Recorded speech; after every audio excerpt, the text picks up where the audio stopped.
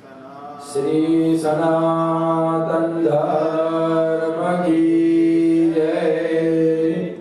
श्री लक्ष्मी नारायण भगवान की जय। ओम यज्ञेन यज्ञनामाय जन्ता देवा स्थाने धर्माणि प्रथमान्य सन्नः देहनाकं महिमानः सचन्दधरपूर्वे साध्या सन्ति देवाः।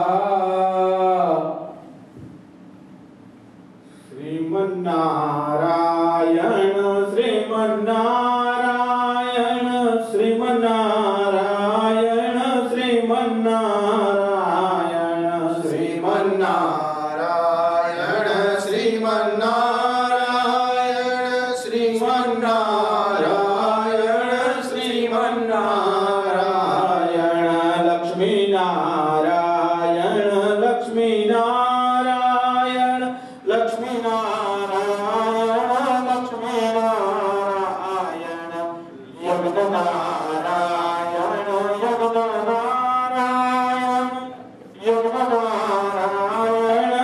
यज्ञनारायण यज्ञनारायण यज्ञनारायण। वंदन आप सर्वेना हृदयनी अंदर विराजता भगवानने हृदयनी प्रसन्नता व्यक्त करूं। आपणा सर्वेનું પ્રિય એવું શ્રી સનાતન મંદિર, એ મંદિરની અંદર 14મો પાટોત્સવ. પાટોત્સવ એટલે હૃદયની અંદર બિરાજતા ભગવાનને પાટ ઉપર પધરાવવા અને એ પાટ ઉપર પધરાવેલા ભગવાનનો ઉત્સવ એટલે પાટોત્સવ. અત્યારના સમય પ્રમાણે લૌકિકમાં આપણે સમજીએ તો પાટોત્સવ એટલે ભગવાનની બર્થડે. તો એ શ્રી સનાતન મંદિરનો 14મો પાટોત્સવ નજીકના દિવસોમાં આવી રહ્યો છે. આ વર્ષે એ પાટોત્સવને કંઈક વિશેષ રીતે આપણે ઉજવવા જઈ રહ્યા છીએ.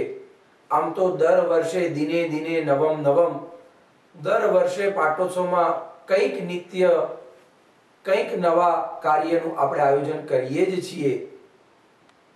એ જ પરંપરાને અનુસરીને આ વર્ષે પણ 14મા પાટોત્સવની અંદર આપણે યજ્ઞનું આયોજન કરેલ છે.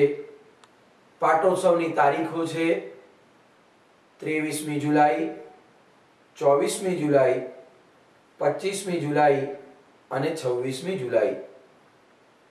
23મી જુલાઈને શુક્રવાર, એ દિવસે સાંજે 6:25 દીપ પ્રાગટ્ય થશે. કોઈ પણ શુભ કર્મનો પ્રારંભ આપણે દીપ પ્રાગટ્ય કરીને જ કરીએ છીએ. શુભમ કરોતુ કલ્યાણમ. હે પરમાત્મા, હે દીપ નારાયણ, આપ અમારી અંદર રહેલા અજ્ઞાન રૂપી અંધકારને દૂર કરો અને જ્ઞાન રૂપી પ્રકાશ અમને સમર્પણ કરો.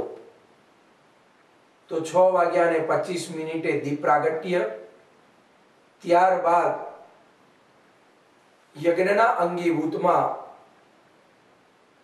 પ્રાયશ્ચિતની વિધિ અને ત્યારબાદ પંચાંગ કર્મ. કોઈ પણ શુભ કાર્યમાં આપણે સૌપ્રથમ પૂજન ગણપતિ મહારાજનું કરીએ છીએ.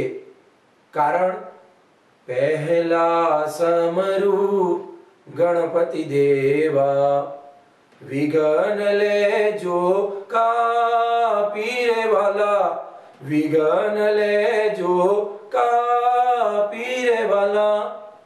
તો ગણપતિ દાદાનું પૂજન, પુણ્યાહ વાચન, માતૃકા એટલે કે કુળદેવીની પૂજા, નાંદી શ્રાદ્ધ એટલે પિતૃઓનું પૂજન અને યજ્ઞની અંદર જે પણ બ્રાહ્મણોનું વરણ આપણે કરીશું એ બ્રાહ્મણોનું વરણ પૂજન. શનિવારના દિવસે વિશેષતા અને પરિવર્તન એ છે કે શનિવારને દિવસે સવારે પાટોત્સવ નિમિત્તે ભગવાનને પંચામૃત સ્નાન, એ પંચામૃત સ્નાન બાદ પરમાત્માની ઉપર અભિષેક, અને એ અભિષેકનો પ્રારંભ થશે સવારે 9:30 કલાકે, અને એ અભિષેક બાદ ભગવાનને વાઘા શણગાર ઇત્યાદિ દર વર્ષે આપણે જે કરીએ છીએ તે પ્રમાણે કર્મ ચાલુ રહેશે, કાર્યક્રમ ચાલુ રહેશે, અને મધ્યાહના સમયે 12 વાગે ભગવાનની આરતી થશે. બપોરના સમયે 1:30 વાગે આ પાટોત્સવ નિમિત્તે આપણે લક્ષ્મીનારાયણ ભગવાનના યજ્ઞનું આયોજન કરેલ છે. યજ્ઞો વૈ વિષ્ણુ, એને કેન્દ્રમાં રાખી અને ગીતાજીમાં પણ કીધું છે કે યજ્ઞાત ભવતિ પર્જન્ય. તો એવા વિષ્ણુ પરમાત્માના યજ્ઞનું આપણે આયોજન કરેલ છે. 1:30 વાગે શનિવારે 24મી તારીખે એનો પ્રારંભ થશે, અને એ યજ્ઞની આ પાટોત્સવની વિશેષતા એ છે કે આ યજ્ઞનું બીડું યુવા પેઢીએ પોતાના હાથમાં લીધું છે. કારણ આપણું સાચું કોઈ જો ધન હોય તો એ ધન આપણા યુવાનો જ છે. પુત્ર કોને કહેવાય? તો પિતાની આંખમાં જે સમાય તે પુત્ર. તો એવા યુવાનોએ આ યજ્ઞનું બીડું હાથમાં લીધું છે. ન કેવળ યુવાનો જ, પણ બાળકોએ પણ આ યજ્ઞની અંદર સહભાગી થવાની ઈચ્છા વ્યક્ત કરી છે. તો યજ્ઞની અંદર લક્ષ્મીનારાયણ ભગવાનને કેન્દ્રમાં રાખી લક્ષ્મીનારાયણ ભગવાનનો યજ્ઞ આપણે કરવાના છીએ, અને એની અંદર આપણા સનાતન મંદિરની અંદર જે કંઈ પણ સભ્યો કાર્ય કરે છે એ બધા સભ્યોની સંમતિથી આપણે 1000 થી 1500 કમળનું આયોજન કરેલ છે. અને એ યજ્ઞની અંદર મહાલક્ષ્મીજીનું શ્રી યંત્ર જેને આપણે કહીએ છીએ એવા શ્રી યંત્રનું આયોજન પરમ પૂજ્ય શ્રી કૃષ્ણશંકર શાસ્ત્રીજી પૂજ્ય દાદાજી, જે આપણા સનાતન મંદિરના પ્રેરણારૂપ અને સ્થાપક પણ છે, એમના પૌત્ર પરમ પૂજ્ય શ્રી ભાગવત ઋષિ શાસ્ત્રીજીએ પોતે આ યજ્ઞમાં, આ પાટોત્સવમાં નથી આવી શકવાના, પણ પોતાના હૃદયની પ્રસન્નતા વ્યક્ત કરી અને પોતે ન આવી શક્યા તો કંઈ નહીં, પણ એમના હૃદયની પ્રસન્નતા શ્રી યંત્ર રૂપે આપણી સન્મુખ રજૂ કરી છે. તો શ્રી ભાગવત વિદ્યાપીઠ અમદાવાદ દ્વારા ભાગવતભાઈ દ્વારા આપણને શ્રી યંત્રો મળવાના છે. એ શ્રી યંત્ર ઉપર આપણે ઓમ શ્રીમ રીમ શ્રીમ કમલે કમલાલયે પ્રસીદ પ્રસીદ શ્રીમ રીમ શ્રીમ મહાલક્ષ્મી નમઃ એ મંત્રનું ઉચ્ચારણ કરી શ્રી યંત્રના ચરણે આપણે કમલ પુષ્પ સમર્પણ કરીશું. એ કમલ પુષ્પ બાળકોના દ્વારા આપણે ફૂલાવડાવીશું. બાળકો જેવી રીતના ફૂલશે, કારણ એક વખત એક બાળક મંદિરની સન્મુખ, ભગવાનની સન્મુખ ઉભો રહી અને ભગવાનને વંદન કરે.